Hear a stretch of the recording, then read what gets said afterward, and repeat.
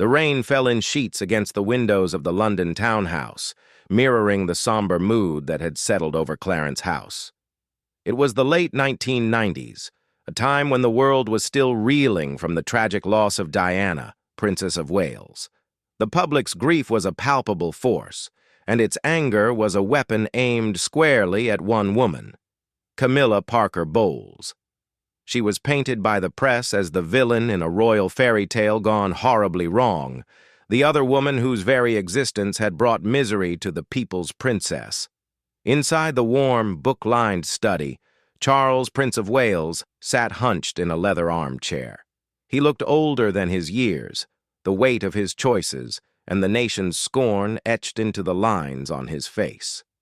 Across from him, on a small settee, sat Camilla. Her posture was typically upright, but her eyes, usually bright with humor, were dulled with a quiet, enduring pain. This was not the glamorous life either of them had envisioned. Their love story was not a fairy tale. It was a slow, painful burn that had spanned decades, marked by longing, impossible choices, and a constant battle against the tide of public opinion. Charles looked at her now, this woman who was his safe harbor, his non-negotiable friend. He remembered the early days, the instant ease of their conversation, the shared laughter over country pursuits and silly jokes. With Camilla, he had always felt he could simply be Charles, not the heir to the throne. But now, that throne felt a million miles away. The only thing that felt real was the hostility that greeted them every time they stepped outside. It wasn't just the newspapers anymore. It was tangible, as a force field of disdain that surrounded them.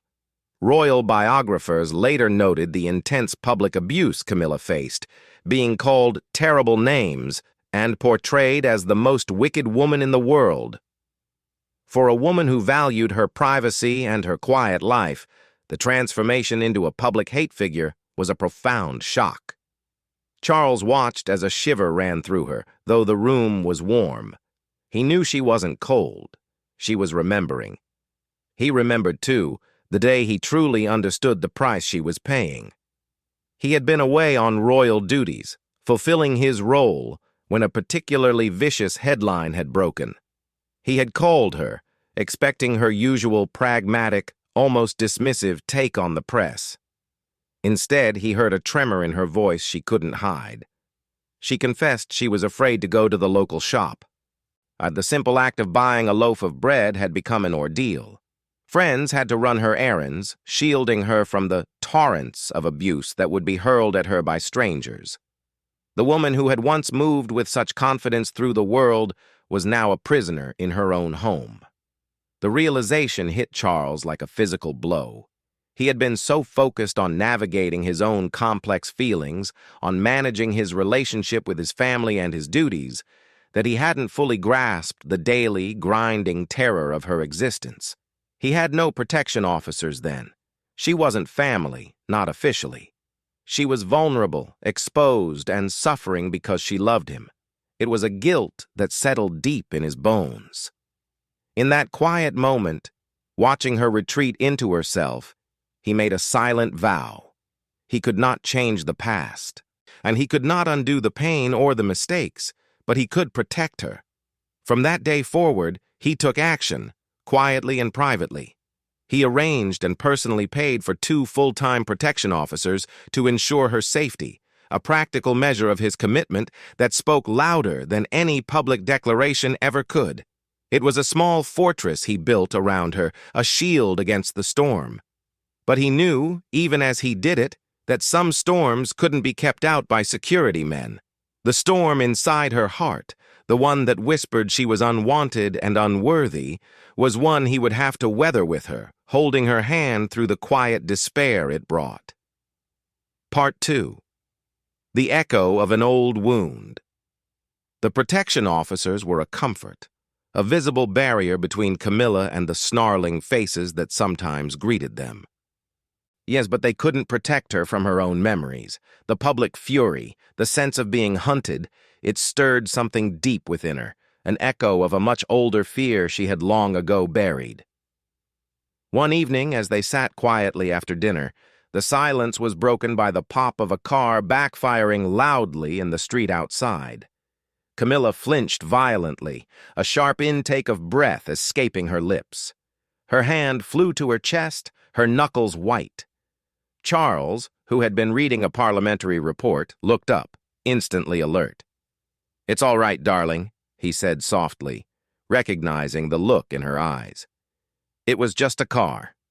She nodded, forcing a shaky smile, but the damage was done. The sound had transported her back half a century to a crowded train carriage when she was just a girl of 16 or 17. The memory was as vivid as if it were yesterday. She was a teenager, reading a book on a train to London's Paddington Station, a journey she had made countless times.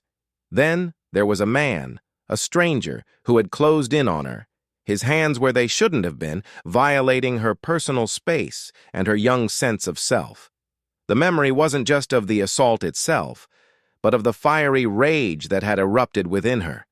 This wasn't a girl who would cower. This was a girl who fought back.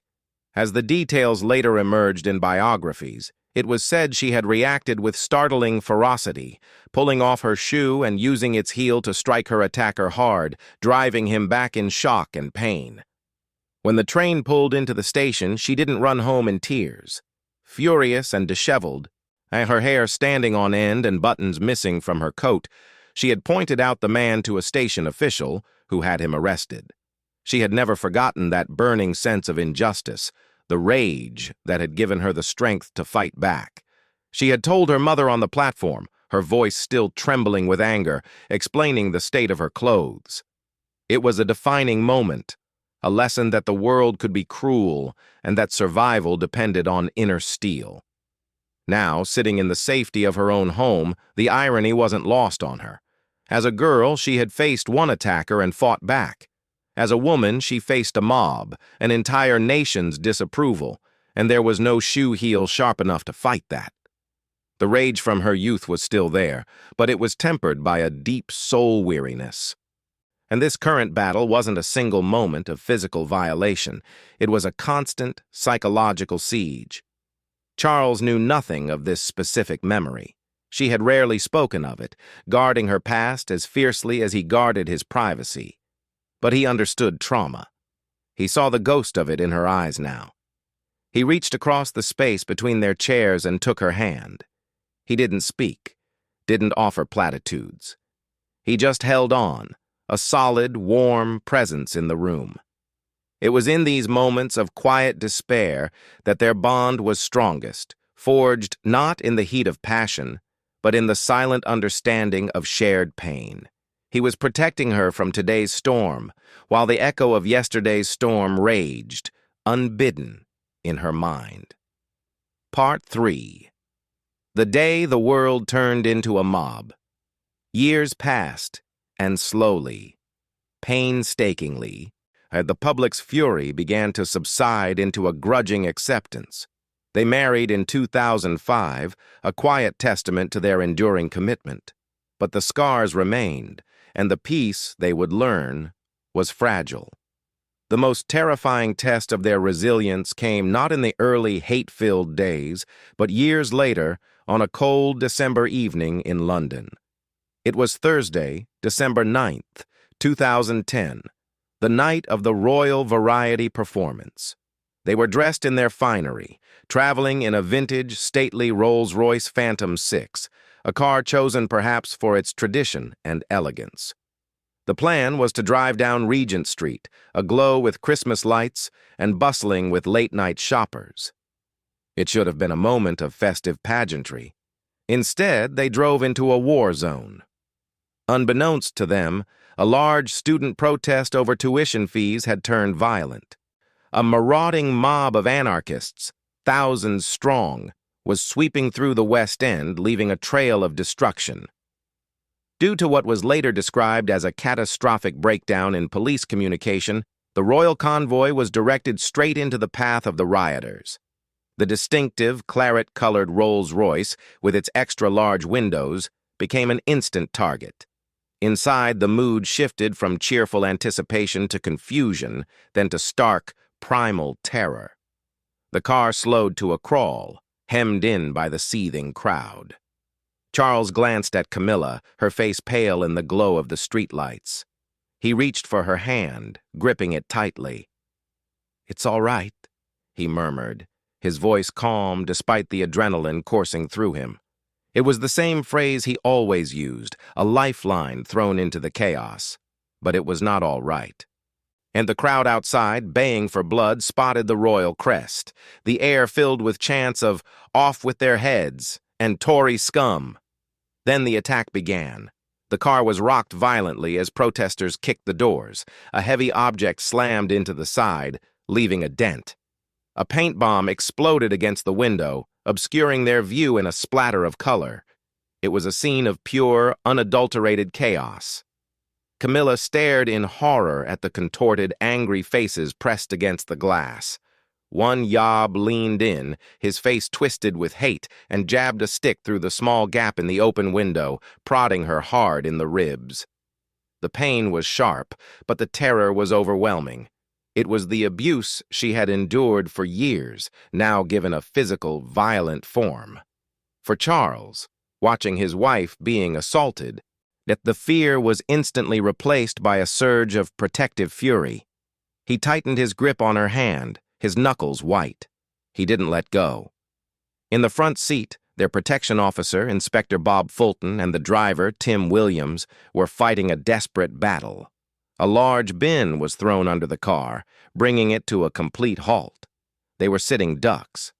Behind them, the backup protection team, armed with Glock pistols, were seconds away from having to draw their weapons to defend the royal couple, a scenario that would have been unthinkable. In the back seat, time seemed to stand still. Camilla, the woman who had fought off an attacker with her shoe heel as a girl, was now cowering on the floor of the royal car, a lifetime of composure stripped away by sheer animal fear. She was 63 years old, a grandmother, and she was hiding on the floorboards from a mob that wanted to hurt her. Charles remained in his seat, a solid, unmoving presence, his hand never leaving hers, his eyes fixed on the chaos outside.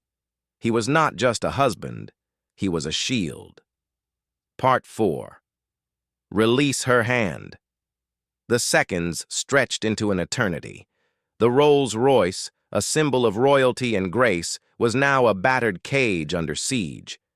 Charles could feel Camilla's hand trembling violently in his, her nails digging into his skin. He could hear her short, shallow breaths. He pulled her closer, his body angled to shield her from the windows as much as possible, though he knew it was a futile gesture against the rage outside. Then, amidst the screaming and the thumping on the car, a new voice cut through. It wasn't part of the mob's chant. It was sharp, authoritative, and came from just outside his window. It was Camilla's protection officer, one of the men Charles himself had hired years ago to keep her safe. He was on the ground, trying to clear a path, his face a mask of focused urgency. He saw the prince, holding the Duchess, and he saw the immediate danger. The windows were not bulletproof. The mob was pressing in. The officer's eyes met Charles's. He didn't shout a polite request. He issued a firm, undeniable command that overrode everything. "Sir, you must release her hand and get down, now." For a fleeting second, Charles's grip tightened even more. Every instinct in his body screamed at him to hold on, to protect her with his own body. To let go felt like surrender, like abandoning her to the mob. It was a terrible, impossible choice. But the officer's face was grim, his meaning clear. By staying upright, Charles was a beacon, a target. If the window broke, he would be hit. If he was incapacitated, the situation would become infinitely more dangerous for everyone, especially Camilla. It was Camilla who broke the spell. She looked up at him from her position on the floor, her eyes wide with fear, but also with a desperate plea. "Do as he says, Charles," she whispered, her voice barely audible over the din. "Please." The command from the officer wasn't born of disrespect, but of a cold, tactical assessment of survival. Charles, his face ashen, understood. He gave her hand one last fierce squeeze, a promise conveyed through his touch, and then he let go. He slid down in the seat, crouching low, his body now positioned near hers. They were no longer hand in hand, but they were together in the footwell. Two people reduced to their most basic instinct: survival. The moment he released her, the officer and his team moved with renewed ferocity, creating a wedge to force the car through the crowd. The engine roared, and the vehicle lurched forward, scraping over the debris. Inside, Charles and Camilla were silent, huddled together, the sound of the mob fading slightly as they finally broke free and sped the last few hundred yards to the sanctuary of the London Palladium's underground car park. The release of her hand was the hardest thing he had ever done, an act of love that felt like a betrayal, but one dictated by the cruel logic of the moment. Part 5. The Silent Aftermath. The heavy security door of the Palladium garage clanged shut behind them, severing the connection to the howling mob. And the sudden silence inside the car was deafening. Charles pulled himself back onto the seat, his body trembling with a cocktail of adrenaline and delayed shock. He looked down at Camilla. She was still crouched on the floor, her elegant dress askew, her hair disheveled. She wasn't crying. She was just staring straight ahead, her face a pale mask of shock. He reached down and gently helped her back onto the seat. He took her hand again, and this time, he didn't let go. There were no words.